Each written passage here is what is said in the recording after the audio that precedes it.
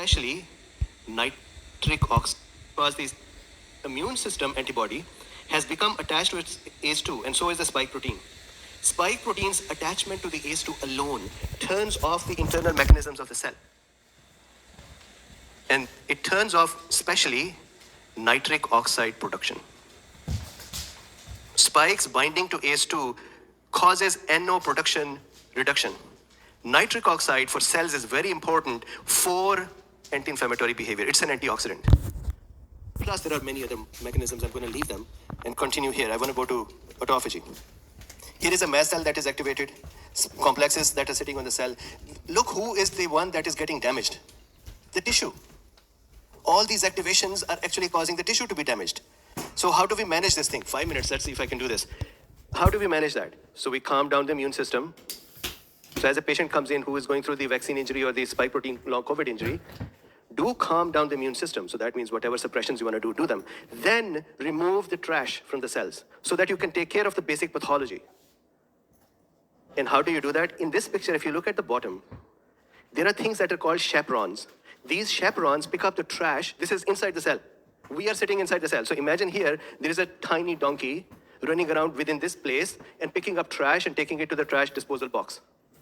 These are called chaperones. Chaperones are used for autophagy. And we have to activate the chaperones for autophagy to occur. And do you know how these are activated, these little donkeys? Intermittent fasting. Intermittent fasting activates the chaperones. So if you see in this one, how do we calm down the immune system? We know how to do that. Here, I discussed this as well. We need the cells that were active to go away so that new cells can be born. We discussed that too. So enter the autophagy in this system. We've discussed this, we've discussed this. This is the ubiquitin pathway. We discussed this already. We've discussed this as well. See, we become very fast at the end of the presentation. So this is Anna Maria and her team's work. This is a groundbreaking work. It was thought that intermittent fasting needs 48 hours or more than 48 hours to become active, to have the autophagy become active. Anna Maria's work shows that the autophagy can become activated within 16 hours of fasting. That puts the autophagy under your access. You take food for, let's say, 5-6 hours, at a distance of 5-6 hours, then I actually think it kicks in within 12 hours, but that's just my randomness. you allow 16 hours window and autophagy is started. So her paper is very interesting to see. This is the autophagy's process. I'm going to leave that, leave this. This is very important as well. Folks with the brain fog or neurological issues, even if you're doing intermittent fasting, you may not see the result right away. Do you know why? Our brain. So again, the rule is in our tissues is if a cell is active, it's not going to clean up itself. It will only clean up itself when the cell is not active. So you could argue that brain cells would never be not active. They're always working. However, for brain cells, lack of activity is when you are sleeping. So brain starts autophagy when you are sleeping.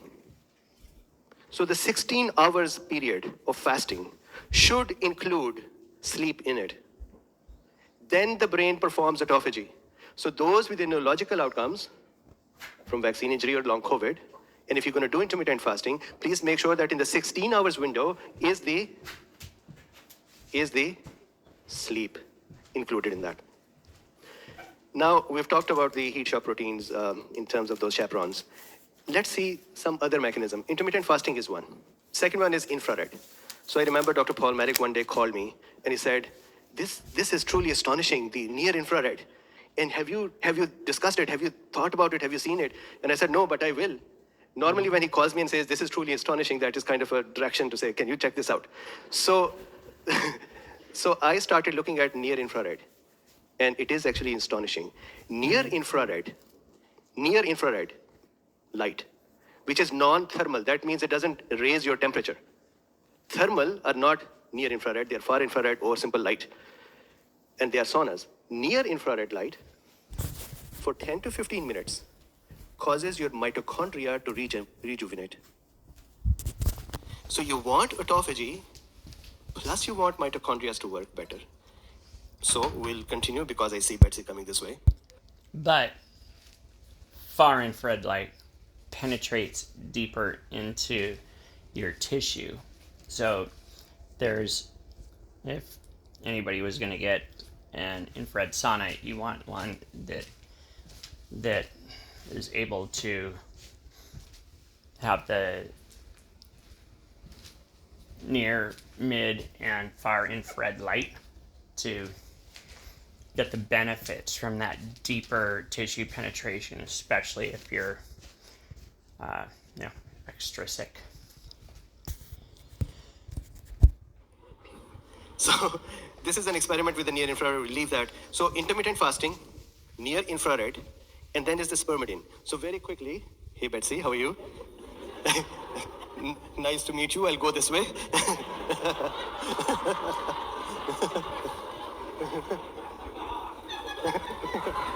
Love you too. Okay, so very quickly, spermidine. Spermidine in here, that little sperm-like thing that is doing this is spermidine. Spermidine's function, if you read at the bottom of the screen, it actually opens up the genes for autophagy. What a little bugger it is. It opens up the genes for autophagy. That means if you have a patient who cannot do autophagy or intermittent fasting because of their nutritional structure or their body habitus or their state of body, you can give them spermidine. That would trigger autophagy. That would open up genes for autophagy. So that means if you cannot do intermittent fasting, you're not at a loss. You can still do that with coffee, with spermidine. And then if I continue, I want to go to this is still spermidine, resveratrol. So resveratrol, as Dr. Merrick discussed that as well. Here is what this one does. It also works, resveratrol, with the inflammatory genes. And you know, when you calm down a cell, this is the last part. When you calm down a cell, the cell can recycle itself. It can cause apoptosis. Apoptosis is the cell's normal death. Do you know the cell's normal death and abnormal death's difference? There are 3 kinds of cell deaths. Apoptosis is a normal cell death. Cell just collapses, dies, and says bye. The immune system does not react to this death. It's a cell death without activation of the immune system, which is good. Second is incorrect cell death, damaging cell death, inflammatory cell death, where cell unexpectedly died. In that, which is called necrosis. In that case, immune system vigorously responds and says, what the heck, this cell should not have done. I am now going to have inflammation. And it kills more cells in that process. Collateral damage, maybe. Right? The third type. Does anyone know the third type? This is a third cell death type. Healthcare professionals. Yes, who said that? Yes, you got the award. Yes, the third one is... That was me. Pyroptosis. I started studying pyroptosis March 15th of 2020 based on my notes, and continued doing deep dives into inflammasomes, NLRP3, caspase-1, blah blah blah. But that was a highlight, being able to actually answer Dr. Bean's question. And I attribute this man right here as as the greatest teacher that I have had over the last 2.5 years, and gave me the knowledge and confidence to not only to have the confidence to aggressively treat, but also to speak out about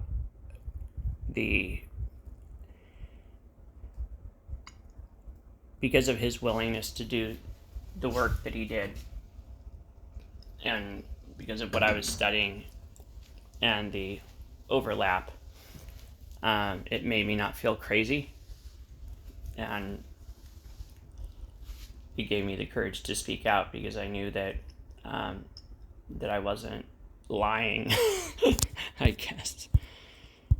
Is pyroptosis. Pyroptosis is called fiery cell death. And fiery cell death is when an immune system cell has become frustrated. It cannot take care of the trash in it. Autophagy is not occurring. The cell is just continuously active. Sometimes we hear that Japanese soldier was in a jungle kind of fighting on his own for 25 years. So such a cell, when becomes sufficiently frustrated, decides decides to die by pyroptosis. It is an actual suicide bomber. What it does is it produces a lot of toxic inflammatory substances and then blows up.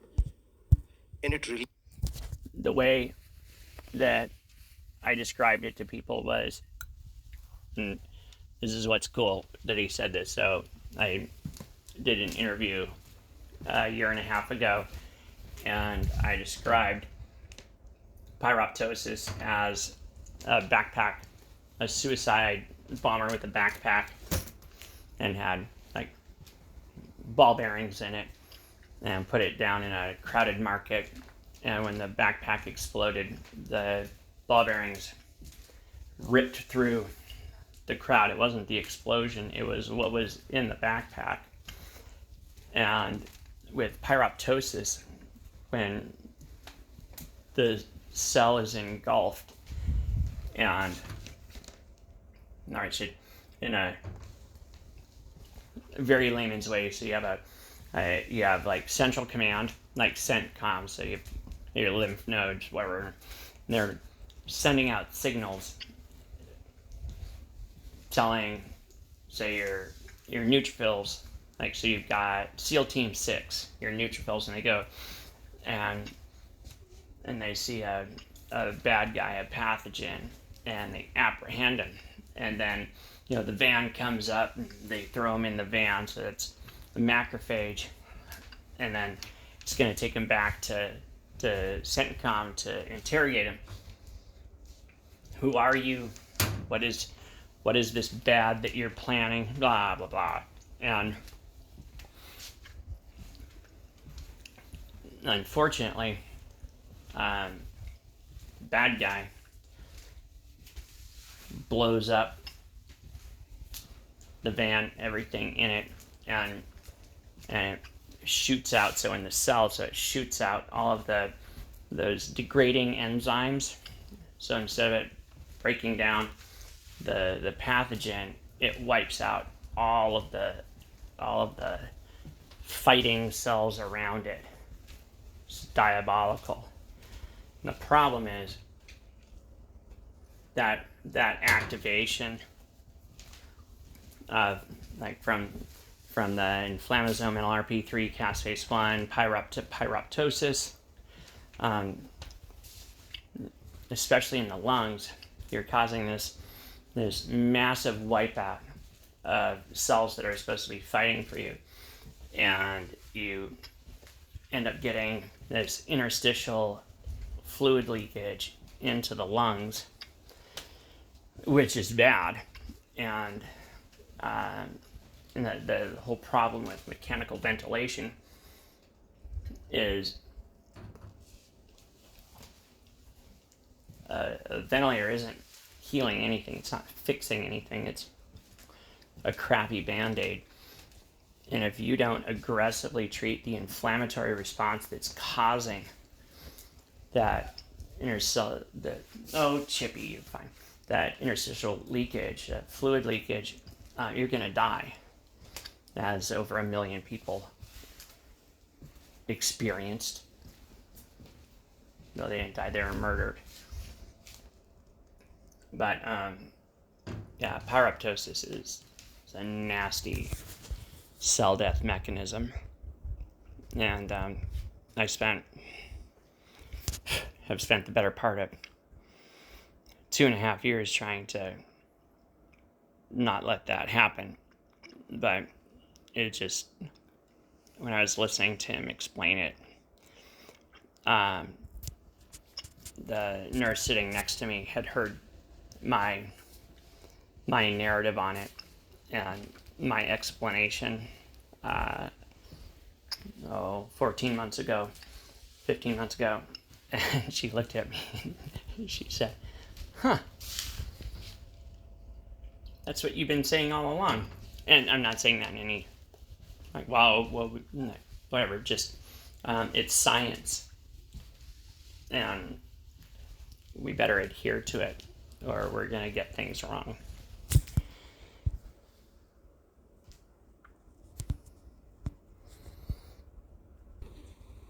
and it releases all of those substances to activate. What it does is it produces a lot of toxic inflammatory substances and then blows up. And it releases all of those substances to activate more immune system.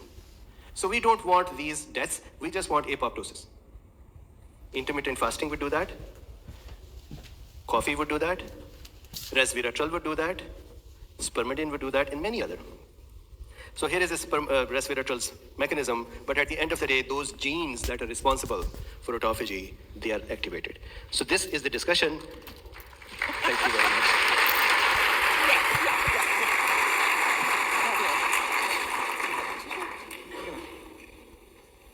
That's very good.